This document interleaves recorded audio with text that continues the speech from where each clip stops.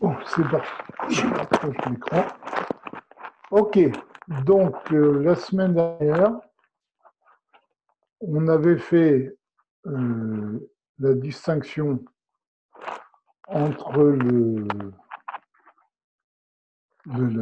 Dieu et la divinité, et on avait expliqué que le divin commençait Sharon, lorsque on était, il y a un peu de bruit dans. oui, le divin commençait dans la sphira de Chorma.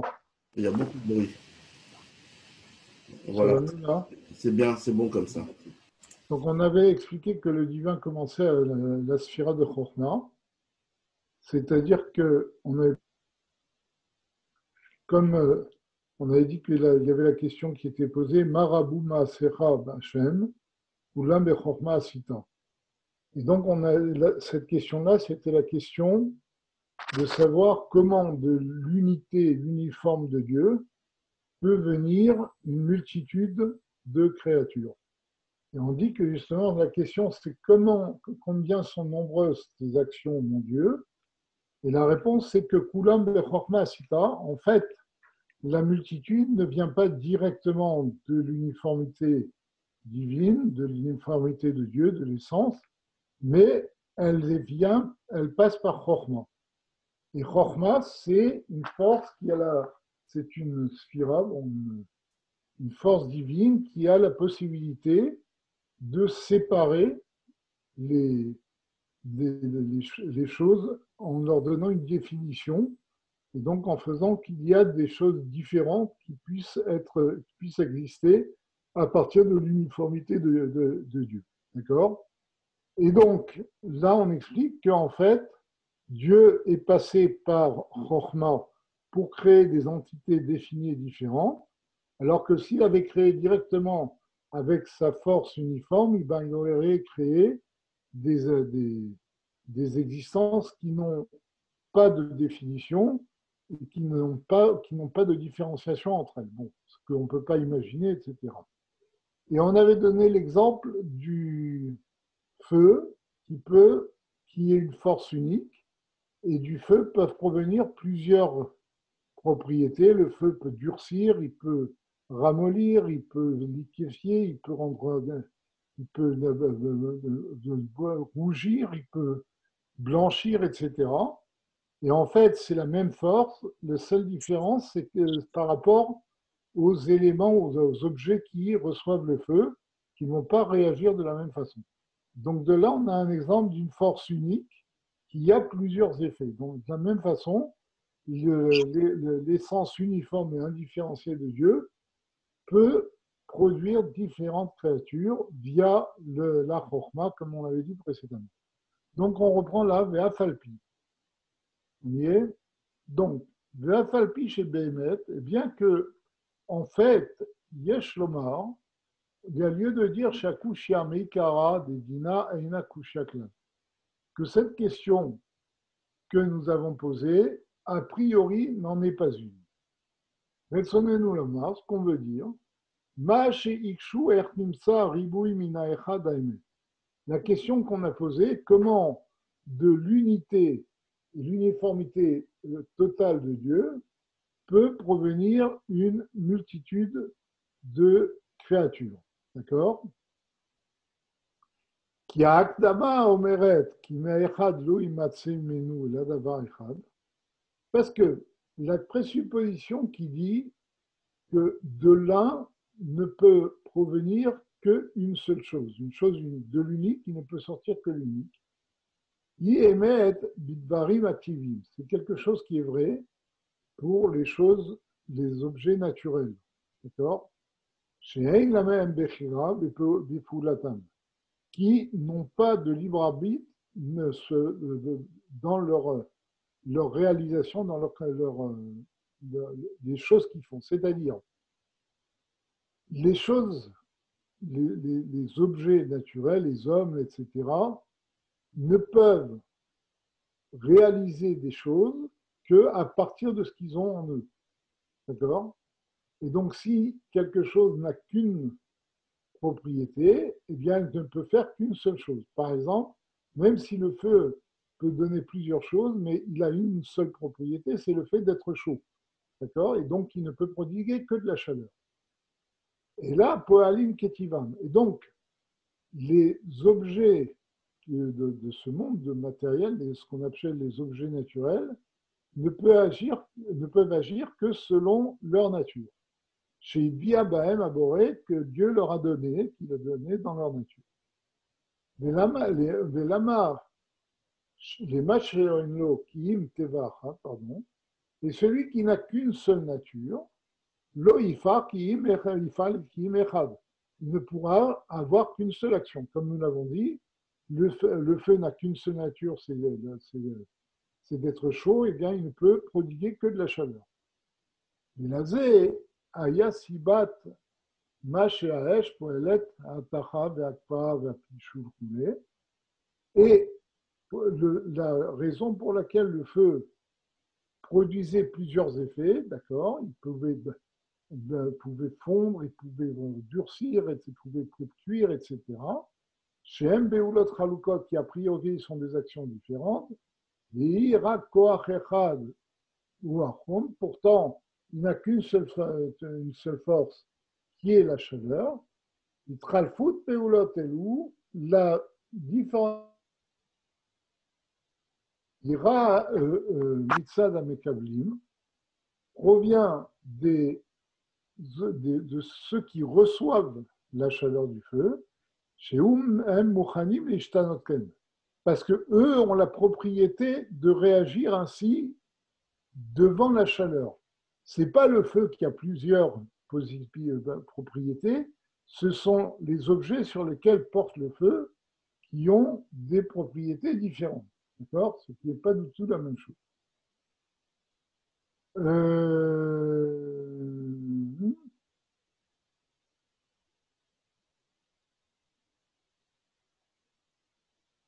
Oui. Zéle Atacha, l'un peut fondre, Zéle Akpa, l'autre peut se durcir. Alide Koach Echad, tous par la même force, L'Uachum qui est la chaleur. Machelken, Mitzad Etsem Haesh, par contre, du point de vue du feu lui-même, Lo yeh rak poel echad ve'uachum. Il n'y a qu'une seule action qui peut être faite, c'est la chaleur. Car tiva ve'ina bechira keniskar lehem. Parce que telle est sa nature, et le feu n'a pas de libre arbitre. Et donc, il ne peut agir que selon sa nature. On ne peut pas demander au feu de refroidir, par exemple, parce que ce n'est pas sa nature. Aval, une seconde, je reviens tout de suite.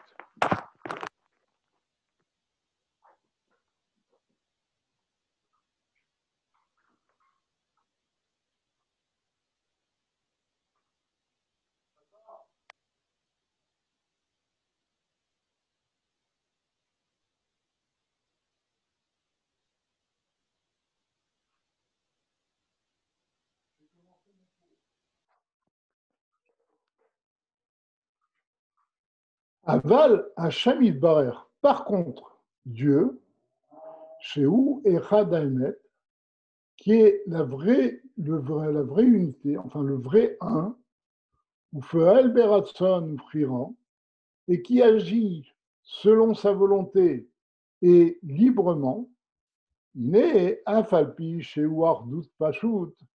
En fait, bien que Dieu soit une unité uniforme, c'est une entité uniforme, il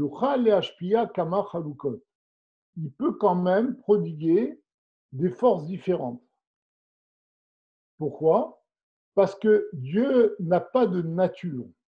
Comme on l'avait dit précédemment, Dieu n'est pas défini. D'accord? Il échappe à toute définition. Et donc, comme il échappe à toute définition, il échappe à toute nature. Donc, c'est pour cela qu'il peut avoir plusieurs effets, il peut faire ce qu'il veut, puisque tout dépend de sa volonté. D'accord? Donc, va filou intim salomar. Mais même si tu veux dire, sha'echad lo ifal rak echad, que l'un ne peut, ne peut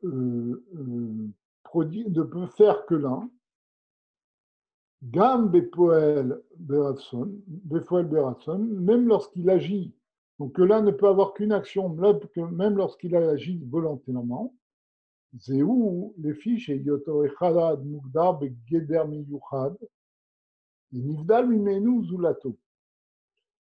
C'est parce qu'en fait, quand on parle de un dans notre langage matériel, dans notre esprit, quand on dit que cette chose est particulière, et elle n'a qu'une propriété, ça veut dire qu'elle est définie et limitée à cette propriété.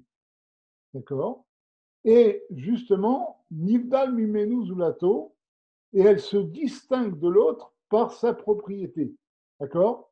C'est le fait qu'elle ait une seule propriété, c'est parce qu'elle a une seule définition. D'accord? Machem Ken, et Yotoy Baer Echad, Aïnou Sheino Mouda. Par contre, quand on dit que Dieu est un, ça ne veut pas dire que Dieu est défini comme unique. Au contraire, on avait dit que l'uniformité de Dieu voulait dire que Dieu n'est pas défini. Il n'est pas simplement un, il est indéfini. Il échappe à toute définition. Et c'est pour ce cas-là qu'il ne se distingue d'aucune autre. Comme avait dit le Maharal de Prague, on ne peut pas, parce que Dieu est uniforme, il contient toute définition. D'accord? Parce qu'il est indéfini, il contient toute définition.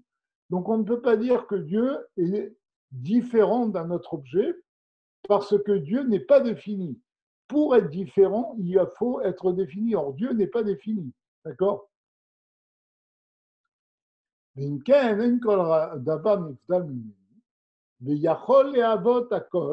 donc, de ce fait, comme il échappe à toute définition, il peut tout faire exister. Donc, Mouvan,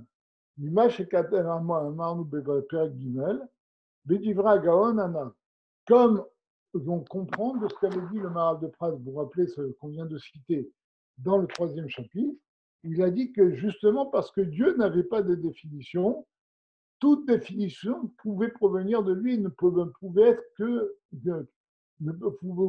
être qu'en lui.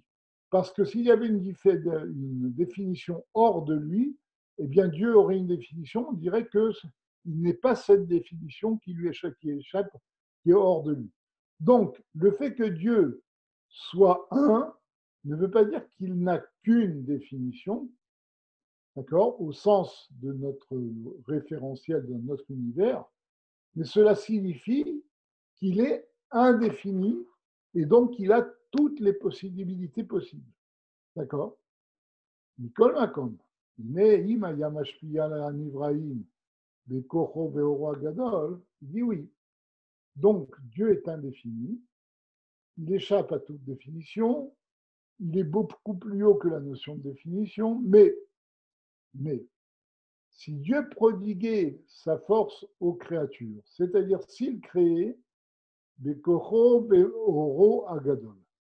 par sa force et sa lumière, sa grande lumière, Moshéou, c'est-à-dire telle qu'elle émane de son essence, c'est-à-dire s'il créait avec une lumière qui venait de son essence. Et on a déjà expliqué que quand une lumière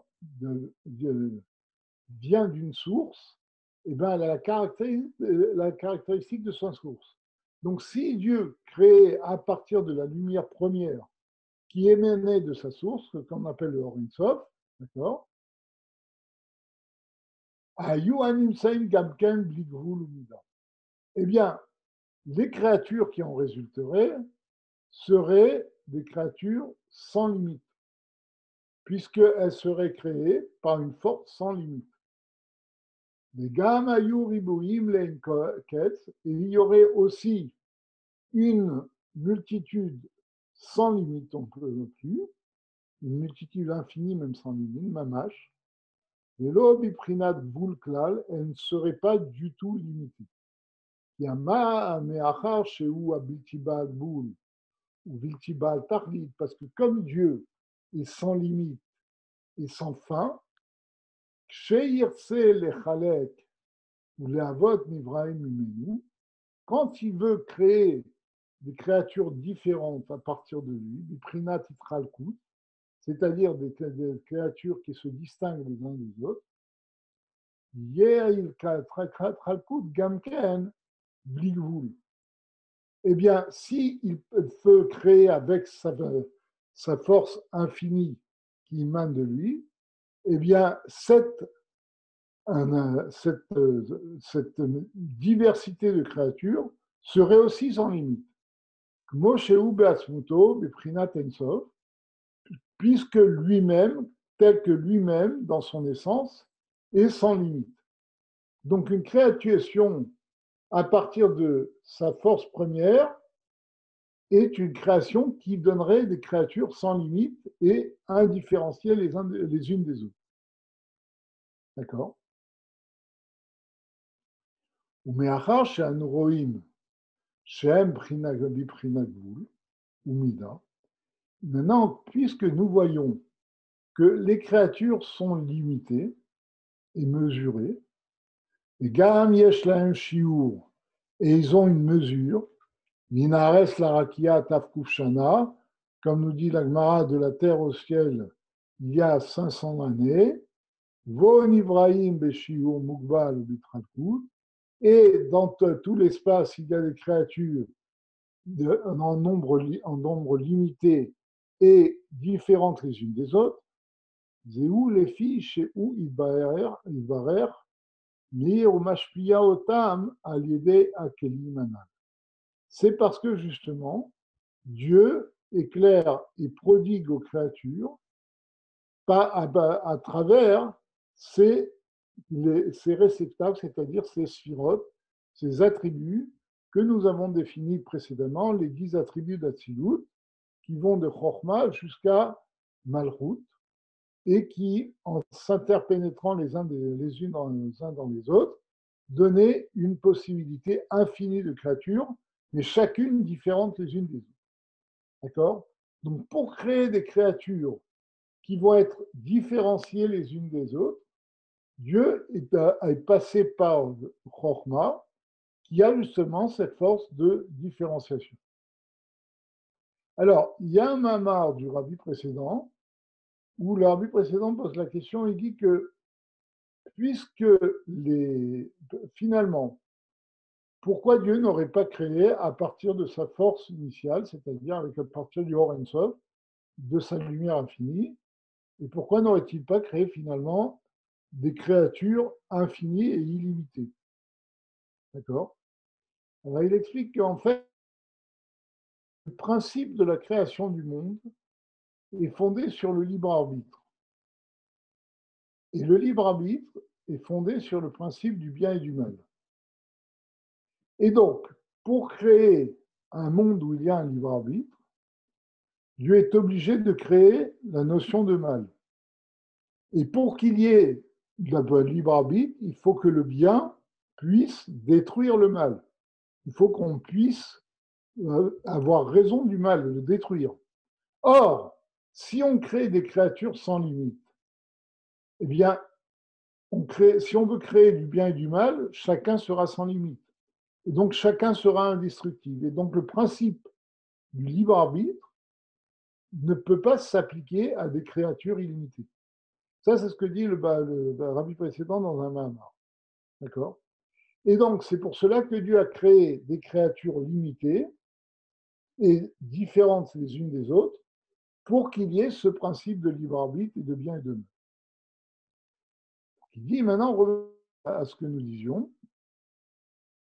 Donc, pour créer des créatures limitées, il a dû passer par les 10 sphirotes d'Atsilut. Vezeu les fiches et où il va meir mashpia otam à l'idée à Kelil anal. D'accord? Et donc, parce qu'il passe par ces sphirotes, comme on l'a dit, eh bien, il peut créer des créatures différentes. Chez Reshitam à Chorma. Et la première de ces sphirotes, de ces attributs divins, c'est la Chorma. Vacharea Bina, après la Bina, après la Dalat, va Chesed, après Chesed, la bonté, Gvura, la rigueur, roulée, etc. Chez M, Asar Levushim, qui sont les 10 habits divins, chez Amrou Razal, chez Nitlabesh Bahem, ou Bara Bahem, à propos desquels nos sages ont dit que Dieu s'est investi dans ces 10 forces, dans ces 10 attributs, et par ces attributs, il a créé le monde. Un instant, je vais ouvrir ma fenêtre.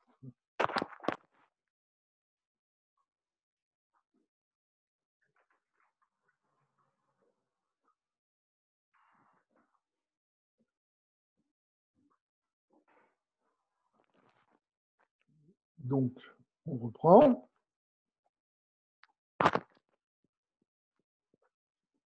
Umitzad itchalchut adchalfut mautan. Et puisque leurs définitions sont différentes les unes des autres, car Ishtanu Apeulot, eh bien, ça donne la possibilité de créer et d'avoir des actions différentes. Puisque tout n'est pas créé par une seule force, mais par des forces différentes, eh bien, ça peut donner des actions et des créatures différentes qui vont se différencier les unes des autres. Et c'est Atzilutam, Namshachutam, Akelim, Aniskar. Alors il dit maintenant, comment il y a eu l'apparition du monde d'Atsilut et comment ont été amenés ces réceptacles, c'est-à-dire ces attributs qu'on a fait mentionner, Béasma en Enon, mais voir Bemakom Acher s'expliquer dans un autre endroit, Beinyan, Akudim, Nekudim ou Brudim. Dans le sujet de Akudim, Nekudim ou Brudim. Alors, c'est ça, là, le Tzemar Tzedek est en train d'expliquer le lent processus par lequel les attributs divins sont arrivés au niveau d'Atsilut et ont été distingués les uns des autres pour pouvoir créer des créatures distinctes les unes des autres. Il va expliquer. Shimetechila, Meobuar bemakom acher, be'nakudim nekudim urudim, pardon, il y a une répétition d'une ligne. Shimetechila ayu kulam bichli echad, v'achar kan chalku le'eser, ve'eser le'eser kulu. Alors, là, il dit en rapide. Il y a 3 niveaux. Il y a le niveau de Akudim. Akudim, c'est la création d'un point dans la lumière divine. Et ce point contient en lui la notion de 10 sphirotes. C'est ce qu'on appelle le monde de Akudim. Akudim, pourquoi? La Akod, c'est comme dans Akeda, c'est lié ensemble. Donc, au niveau de Akudim, toutes les sphirotes ne forment qu'un. Mais la notion de sphirote existe déjà et la notion de 10 sphirotes existe. Après, il y a l'apparition de 10 sphirotes distinctes, mais comme le point du départ, ce sont 10 sphirotes qui n'ont pas d'existence. Donc c'est ce qu'on appelle Nekudim. Ce sont 10 sphirotes qui sont à l'état de point. Quand on parle de point, c'est comme un point dans l'espace mathématique, c'est-à-dire c'est un objet qui n'a pas de mesure, qui est sans exister, il n'a pas d'existence. C'est un concept à la limite. Bon, c'est pas vraiment ça, mais il y a l'apparition de 10 points qui n'ont pas d'existence. C'est pour ça qu'on appelle ça des points, d'accord? Pardon, qui n'ont pas de mesure. Donc c'est pour ça qu'on appelle ça des points, d'accord? Et donc ces 10 points, c'est ce qu'on appelle Nekudim, ce sont les 10 points qui donnent les 10 sphirotes par lesquels Dieu va créer le monde. Mais ces 10 sphirotes sont indépendantes les unes des autres. Et après, il y a ce qu'on appelle Béroudim. Béroudim, c'est le monde d'Atsilut, où ces 10 points avoir une interaction l'une avec l'autre, et il y a une interpénétration des points des sphirotes les unes dans les autres, qui donne le monde de Béroudim qui est le monde d'Atsilut, où ces 10 points qui restent toujours des outils divins ont une existence, enfin, pas une existence, ont une définition propre et ils ont surtout cette interaction les unes avec les autres, puisque ça, interpénétration, chacune contient les autres et chaque autre contient les autres, etc. D'accord? Et c'est ça qui donne le processus d'Atsilut. Bon, il y aurait long à dire sur la notion d'Akoudim, de Nikoudim, de Béroudim, etc. Mais bon, ça c'est en résumé ces notions-là. Veimken, Ze Ha'inyan ha'amiti, ou Tirus, Gam le Kushan. Et en fait, ce sujet qui est la vraie réponse à la question, eh bien, ce vrai sujet, c'est la réponse à la question qu'on a posée. L'istafut aïroui min a arhut. De l'apparition de la multitude à partir de l'unité. Agam sheinanu tzrichim la mitzav esem akushia niskar aniskaret le. Bien que nous n'en ayons pas besoin,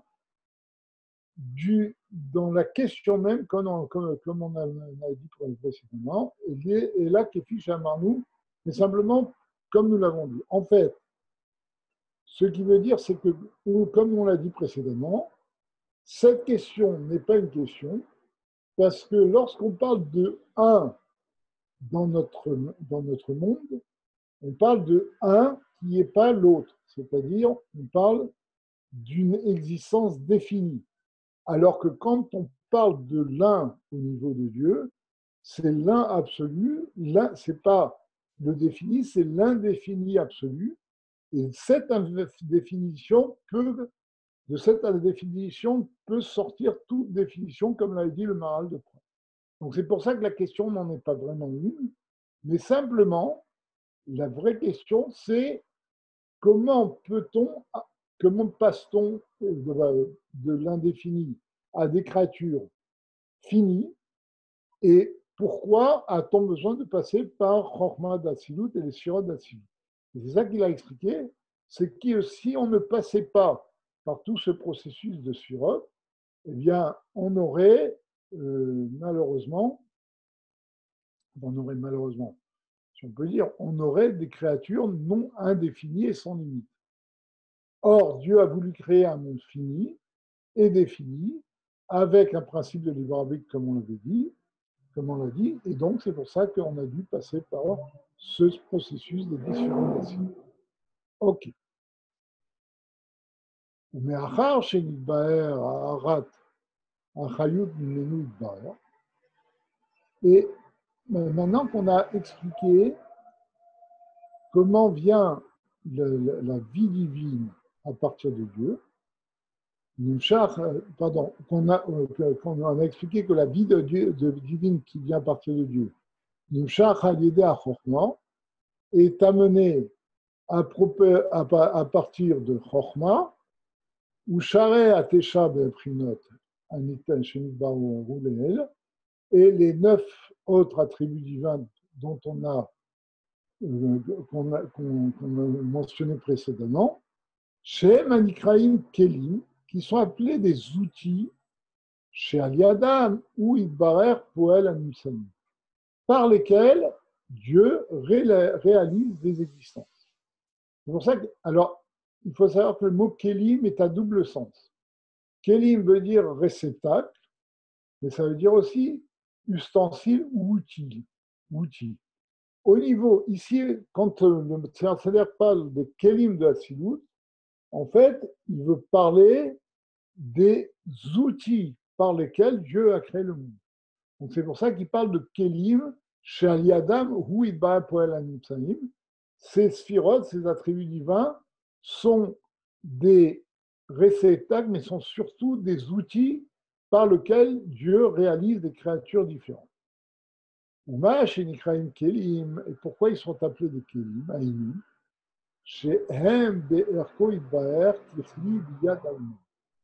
pourquoi ils sont appelés des outils? Parce que par rapport à Dieu, ils sont comme un outil dans la main de l'artisan. Chez Bonnet Aliado, au Kotev Aliado, un outil par lequel il va construire ou par lequel il va écrire, etc. Nicole Macom, cependant, Einan Kelim Nifradim Mamash. Ce ne sont pas véritablement des outils qui sont différents de l'artisan. Kegarzen, les Gabé Aouman. Parce que dans l'exemple de l'artisan qui utilise des outils, l'outil n'est pas l'artisan. C'est simplement un outil dont se sert l'artisan. Et donc il dit, par contre, les outils par lesquels Dieu crée le monde ne sont pas des outils séparés de lui, différents de lui. Kegarzen, les Gabé Aouman. Comme par exemple, la hache est différente du bûcheron. Chez Univdal, parce que ce sont deux définitions différentes. Le bûcheron et la hache sont deux choses différentes. D'accord? Et là, AM et le coup de Mamash. Par contre, les outils d'Atsilut, d'accord, les outils, les attributs d'Atsilut par lesquels Dieu crée le monde, d'accord, sont véritablement de la divinité, sont divins. Comme on avait expliqué la dernière fois, la différence entre Dieu et le divin. Donc les outils par lesquels Dieu crée le monde sont de nature divine. Kelomar, שהחוכמה הזאת היא חוכמתו ממש שבאה מתחכם. C'est-à-dire que la chorma de Dieu, la chorma de Hasidut, eh bien, c'est la chorma de Dieu. C'est une chorma divine par laquelle il est mitrakem, par laquelle il va faire des choses qui sont liées à la chorma, c'est ce qu'on appelle mitrakem. D'accord? C'est-à-dire que le Keli, l'outil qui est l'attribut d'Atsilut, n'est pas quelque chose de différent de Dieu. C'est un outil qui prolonge Dieu et qui est divinité. Et c'est Dieu qui agit par cet outil et l'outil provient de Dieu. Il ne forme qu'une seule chose avec Dieu. D'accord? La seule différence, c'est que l'outil a une définition. Donc c'est pour ça qu'il n'est pas Dieu, il est simplement divin. Il est divin dans le sens, comme on l'a dit précédemment, dans le sens où il est complètement attaché à Dieu, il ne forme qu'une seule chose avec Dieu. Vechen ha-chesed ou koach chasdo mamash shebo mitrased. De la même façon, la bonté divine est la force de Dieu par laquelle il prodigue sa bonté. C'est-à-dire que ce n'est pas la bonté qui donne la bonté divine, c'est Dieu qui donne sa bonté par l'outil de la bonté. D'accord? Et donc, le chesed de Dieu, c'est quelque chose qui est divin. C'est Dieu qui donne sa bonté. Bien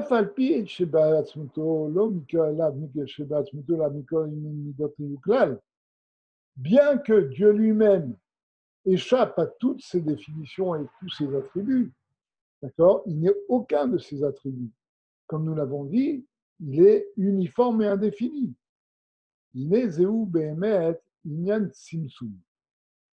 Comment arrive le fait qu'il y ait tout à coup des outils qui puissent apparaître? Il dit, eh bien cela provient par la notion de Tzimtzum, de la contraction divine, chez Tzimtzem et Istir Oro Apashut, par laquelle Dieu a contracté et voilé, occulté sa lumière uniforme, d'accord? Alors, ici, je le traduis par occulté, parce qu'en fait, quand on dit, alors, ça, vous savez que sur le Tzimtzum, il y a 4 chitotes. Il y a une des premières lettres des Brot Kodesh, une des premières lettres de la Bible, où le rabbi donne les 4 chitotes sur le Tzimtzum, les 4 points de vue. Non, en fait, les 4 points de vue sont 2 points de vue multipliés par 2 points de vue. Les 2 premiers points de vue, c'est est-ce que le Tzimtzum est opéré en Dieu ou en sa lumière? D'accord? Deuxième couple de points de vue, c'est est-ce que le Tzimtzum signifie un retrait ou une occultation? C'est-à-dire, si on dit que le Tzimtzum est un retrait, ça veut dire que Dieu enlève quelque chose. Si on dit que c'est une occultation, ça veut dire que Dieu est toujours là, simplement il s'est caché. D'accord? Et donc, le point de vue du Baal HaTanya est le point de vue le plus faible. C'est-à-dire que pour le Baal HaTanya, d'abord le Tzimtzum ne s'opère pas en Dieu, mais il s'opère dans la lumière de Dieu. Et d'autre part, le Tzimtzum n'est pas un retrait Chas v'Shalom de la lumière, mais une simple occultation de la lumière. C'est-à-dire que Dieu est toujours présent, mais simplement on ne le voit pas. Il est occulté. Ça, c'est largement développé dans Sha'ar Yechud Ve'emunah. Je ne sais pas si vous avez déjà étudié. Là-bas, il explique qu'en fait, nous sommes en Dieu, toute la création est en Dieu. Et si nous ne voyons pas Dieu, c'est parce qu'il y a eu ce Tzimtzum, justement, qui a fait que Dieu a occulté sa présence. Et c'est pour ça qu'on a l'impression d'exister tout seul, et c'est pour ça qu'on a un sentiment d'exister, on a une force d'existence, il y a cette différenciation, etc. Parce que justement, le Tzimtzum est venu occulter la présence de Dieu, et non pas Chas v'Shalom, et non pas Chas v'Shalom, enlever la présence de Dieu ou même enlever sa lumière. La lumière est toujours là, Dieu est toujours là, simplement nous ne le voyons pas parce qu'il a occulté sa présence. D'accord? On revient à ce que nous disions, Iné Zéou Behemet Inyan Simsum. Et en fait, donc, comment la question qui était posée en filigrane était comment, à partir de Dieu qui est uniforme, il peut y avoir l'apparition de ces outils et Dieu peut agir par ces outils alors que lui n'est aucun de ces outils. Il dit en fait, la relation de Dieu avec ces outils passe par le Tzimtzum. Il dit, Inezeu Behemet, il vient de la Tzimtzum, ça c'est en vérité, en fait, le sujet du Tzimtzum, chez Tzimtzem des Istir Oro, par lequel Dieu a contracté et occulté sa lumière à Pashus, sa lumière indifférenciée, à Chitrae Mimenu, Dimion Kochot Elu, jusqu'à ce qu'apparaissent des apparitions de ces forces-là. C'est-à-dire, Koach Aitraknut, ça fait apparaître la force de Chochma, et Koach Havana, la force de Bina, et Koach Hayidia, et la force de Da'at, etc. Shehem Anikraim Kelim de Chabad. Donc, ces trois forces, qui sont Chochma, Bina et Da'at, sont appelées les trois outils de Chabad, de Chochma, Bina, Da'at, d'Atsil. D'accord? Vechen al dererze, bemudot, et il en va de même dans les sentiments. Maout koach ha'itrazdut, la définition de la force de bonté, o koach ha'gvura, ou la force de rigueur, etc., qui sont appelés Nikraim Chagat, c'est-à-dire Chesed, Gvura, Tiferet. Urdiskaneel, Mashal Simsum, Mashal Simsum, Askalatarav, Ar, Shei, Bederer, Tifla, Yote. C'est comme on avait donné l'exemple précédemment, je ne sais pas si vous vous rappelez, du Rav, du maître qui contractait son intellect pour expliquer une théorie, quelque chose de profond, à un jeune homme, à un enfant, quelqu'un qui a un intellect limité. D'accord? Chez le maître, toute la théorie qu'il est en train d'expliquer est claire, il l'a en lui. Simplement, il a contracté, il a occulté ce qu'il a en lui pour ne laisser passer que ce qui est supportable par l'enfant à qui il s'adresse. D'accord? Il dit c'est un machal, c'est une parabole, mais le Tzimtzum est quelque chose d'encore plus haut, d'encore plus extraordinaire. Parce que là, on passe de l'indéfini, l'illimité, à des définitions. D'accord? Mais c'est une occultation de la lumière. Il y a un mamar du Rabbi précédent, et c'est intéressant parce que cette notion est rapportée aussi par le Rabbi dans un mamar que j'ai lu hier, où on dit que, en fait, qu'est-ce que c'est que le Tzimtzum? C'est que dans la lumière infinie, illimitée de Dieu, d'accord, le Or Ein Sof, se trouvait aussi la force de limite. Mais comme ça ne formait qu'un, et surtout, comme la force de limite n'a pas d'existence devant l'infini, ben le fini était complètement occulté. Le fini n'apparaissait pas du tout. Il y avait l'indéfini et l'illimité. Et donc, le rabbi précédent explique qu'en fait, le Tzimtzum, c'est un filtre qui a voilé, qui a occulté l'infini pour laisser apparaître le fini. Et dès qu'il y a eu apparition de cette force du fini, eh bien, il y a eu apparition de la notion de définition, etc. D'accord? Donc, le Tzimtzum ici, il est présenté comme un filtre qui a occulté, non pas enlevé, mais occulté l'infini pour laisser paraître le fini. V'im kol zot, ei kochot elu poalim be'atzmam levad.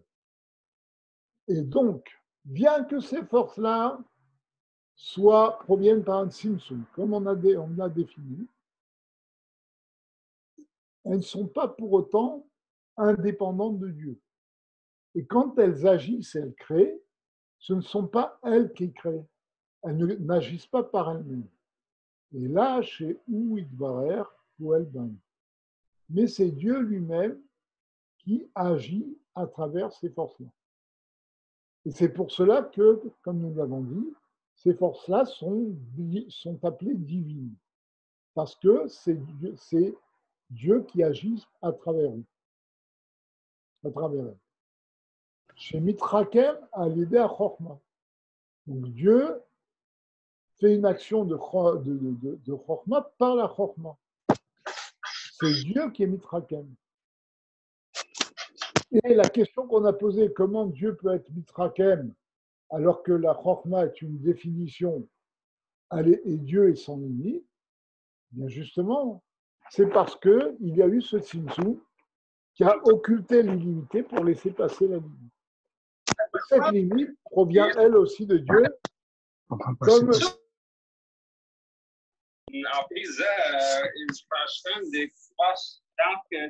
Allô? אז סתם אם יפרם ההורים שמחה בינה und nach man Simcha von Chachma, nach man Simcha von Attiken alle Il y a un problème là. Hein, il y a un problème. Il y a un piratage. Comment? Il y a un piratage. Non, non, c'est des chassidim qui sont là sur la plateforme. Esther Willem, Shmuel Loubeki. Oui, mais il y a quelqu'un qui est en train de parler en même temps que moi. Oui, je vois tous les noms là qu'il y a. Il y a vu sur la plateforme du se tromper de numéro. Ça y est, ça s'est calmé. Ok. Une seconde. Donc, Donc, ces forces-là, ces outils, n'agissent pas par elles-mêmes. C'est Dieu qui agit à travers eux. Les Da'at, les Da'at Anivraim. Et par le Da'at, il va connaître les créatures chez Bé'aolamot qui sont dans les mondes. Et vous vous rappelez toute la question, toute la discussion qu'il y avait eu entre le Maharal de Prague et le Rambam sur le fait que Dieu ne peut pas être limité à la connaissance, la connue. Là, il dit justement que la connaissance n'est qu'une émanation de Dieu définie et limitée par laquelle il crée les créatures qui sont dans les mondes. Vous vous rappelez qu'on avait dit dans un cours précédent, on avait dit que en connaissant les créatures, Dieu les crée. Pour une raison très simple, c'est que si Dieu connaît une créature, ça veut dire qu'elle existe. Parce que si elle n'existait pas, si Dieu ne la connaissait pas, elle n'existerait pas. Donc la connaissance est créatrice. Vous voyez qu'ici, la connaissance n'est qu'une force divine, une des 10 forces divines par lesquelles Dieu crée le monde. Et de la même façon, Dieu prodigue sa bonté par le sphira de Chesed, par l'attribut de Chesed.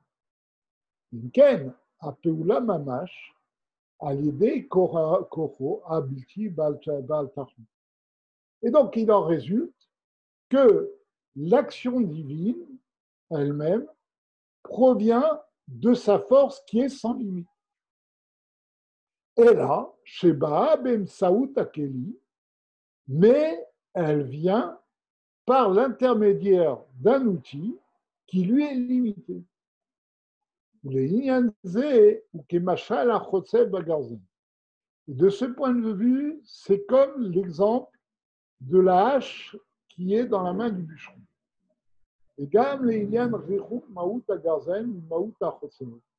Et aussi, dans cette parabole, il y a la notion d'éloignement dans leur définition entre le bûcheron et la hache. Chez Ken, les malas, Maouta Chorma, qui a Sia Goufanit et Tsel Maouto Idbaer. De la même façon, au niveau des sphirotes, la sphira de Chorma, qui est la sphira la plus haute, la sphira de Chorma d'Atsilut, comme on l'a dit précédemment, mais devant Dieu lui-même est comme un objet créé, au même niveau que la création. Ça veut dire c'est rien du tout. D'accord ? Comme la hache n'a aucune commune-mesure dans sa définition au bûcheron. Le bûcheron est un être humain défini, etc., alors que la hache est inerte, etc. Et donc, même à plus forte raison, à un niveau infiniment plus grand, d'accord, un infiniment plus haut, les sphirotes, par rapport à Dieu, sont rien du tout. Mikol Maokom, Mikraot Elokut, et même si elles ne sont rien du tout devant Dieu, elles sont appelées divines, divinité, mamal, vraiment. Et de ce point de vue, l'exemple n'est pas tout à fait le même que la chose sur laquelle il porte. Pourquoi ? Parce que dans le cas de la hache du bûcheron, le bûcheron et la hache forment deux entités différentes et séparées. Par contre, les attributs divins, les sphirotes d'Atsilut, par rapport à Dieu, sont divines. Ce sont les sphirotes de Dieu. Et elles n'existent que par Dieu. Par contre, la hache existe indépendamment du bûcheron. D'accord ? Donc, c'est là où s'arrête le machal par rapport aux choses spirituelles. Les filles, Shakeli, ou Elokut Mamash, et du fait que l'outil est véritablement divin, la reine, basée Itachel Meod, Mashigamar Amarambam, Mashikatav Arambam. Par cela, on peut très bien comprendre ce que Maïmonide, que le Rambam a écrit. Ou Ayodéa, Vehu Ayadoua, Vehu Adeasma. Vous vous rappelez que Maïmonide avait dit que Dieu est en même temps le connaissant, le connu et la connaissance elle-même. Pourquoi ce qu'il dit a du sens? Chez Mahar, chez Adéa, chez Ida, Adatzilut, parce que du fait que la connaissance de Dieu, qui est la sphira de Da'at, d'Atsilut, Yelokut, est divine, d'accord, puisque elle provient de Dieu et elle est complètement annulée devant Dieu, Mamash, elle est vraiment divine. Ken, Hu Ayodea. C'est pour ça qu'on peut dire que c'est Dieu qui connaît. Comme on a dit que par Chorma, Dieu est mitrakem. Par Chesed, Dieu est mitrased. C'est Dieu qui produit de la bonté. Ce n'est pas la sphira de Chesed qui produit de la bonté. De la même façon, il y a la force, il y a l'outil de Da'at, la sphira de Da'at. Eh bien, quand on dit que Dieu connaît une créature, par Da'at, ce n'est pas Da'at qui connaît la créature, c'est Dieu qui est Yodéa par la sphère de Da'at. Behu Ayadoua, et il est en même temps la chose connue, Beli Piroud. C'est-à-dire que c'est lui qui crée la chose, donc il est le connu, et c'est lui qui connaît. Et cette chose-là, l'homme ne peut pas la comprendre. Pourquoi? Les filles chez Adam, Metsayer Maoud Da'at, Kemo Shehubu. Parce que l'homme représente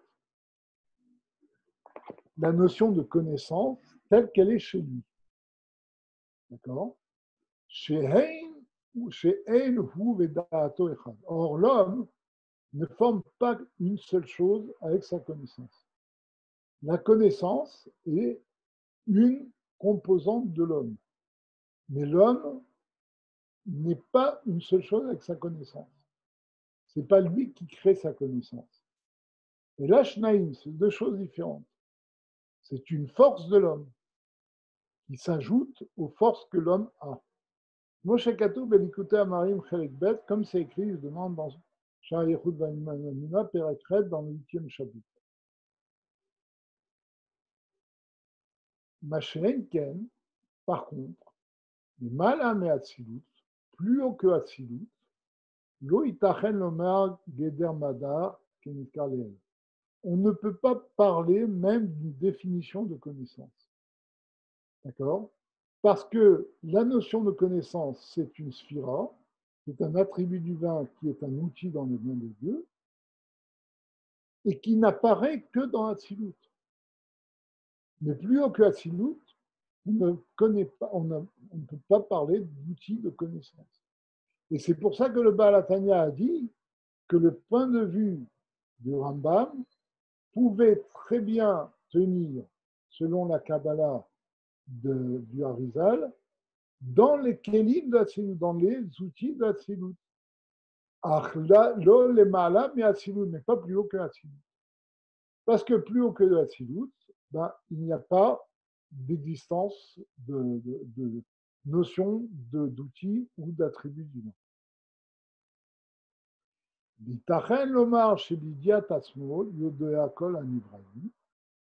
Et c'est pour ça qu'au niveau d'Atsilut, on peut dire que par la connaissance de lui-même, il connaît toutes les créatures, nous, Pio chez Tiatasmo, chez Nofel Alasmo, chez Yemada. Nous, Prinal Klid Atsilut. Quand on parle de la connaissance de Dieu, ça veut dire que sur Dieu s'applique la notion de connaissance. D'accord? C'est-à-dire, on fait référence à l'outil d'Atsilut, qui est l'outil de la connaissance. Chez M, donc les Kélim d'Atsilut, chez M et le Kout Mamash, qui sont de définition divine. Et ce sont ces attributs d'Atsilut qui sont la source de la vie de toutes les créatures, puisque c'est par ces outils de Hatzilut que Dieu crée toutes les créatures des mondes au-dessous d'Hatzilut jusqu'à ce monde matériel. Moi, chez Kaout, tout Be'esraï, comme c'est écrit dans le Be'esraï, chez Kelid de Hatzilut, Kelid de Hatzilut, Naasim, Neshama, Libriya, Yitzira, Asiya. Que les attributs d'Hatzilut deviennent l'âme des créatures qui sont dans Briya, Yitzira, Asiya. Ou basé, Sadkou d'Ivra Rambam. Et de ce point de vue, les paroles du Rambam sont justes. Dès là qu'Achoshvim, Shakelim, Imprinat, Davar, Migdal. Parce que ce n'est pas comme les gens qui pensent que les outils et ces attributs divins sont des choses différentes qui ne forment pas qu'un avec Dieu. Et là, M est le coup. Mais s'ils sont divins, la reine, Arei et Diatasmo de Kelim Anal, donc ils sont divins, c'est-à-dire qu'ils ne forment qu'une seule chose avec Dieu. La reine, Arei et Diatasmo de Kelim Anal, c'est pour cela que sa connaissance à travers ces attributs qu'on a cités plus haut, Yim Mamash Idiat Kol Anivrayim, c'est la connaissance qui est celle de toutes les créatures. Pourquoi? Shenim Shechu Adiadam, parce que justement, ces attributs d'Atsilut sont la source de toutes les créatures. C'est par elles que toutes les créatures sont venues. Shenim Shechu Adiadam, Anivrayim. Les Zéou Achayut Shelahem, et c'est eux qui sont la vie de ces créatures. Nikol Makom, Gabei Ma'aluto Ve'atzmuto Mamash, mais ces attributs divins qui créent les créatures par rapport à l'essence de Dieu, Pareil et Diazou, et bien cette connaissance-là et tous les attributs divins, Peoula Mamash, c'est comme une action de Dieu, dit que Moshe et Briat Anivra, Ipeoula. Comme la création d'une créature est aussi une action. Feoula Zout, Naasit Alidé à Kelim Anal, ou basé Sadkou d'Ivré à Garon, Anal d'Aïnou, Machekatoub, Shadéa, Eina Atsudu. Alors, on va arrêter là, bien qu'on n'est pas loin de la fin, mais il est déjà 20h29. Donc, on reprendra le point de vue du Gaon de Vilna, pardon, du Maharal de Prague, la semaine prochaine. Donc, on va arrêter après la notion, le point de vue du Maïmoun. Shabbat Tov, Bezrat Hashem. On se revoit dimanche prochain. Razak Baruch, merci beaucoup.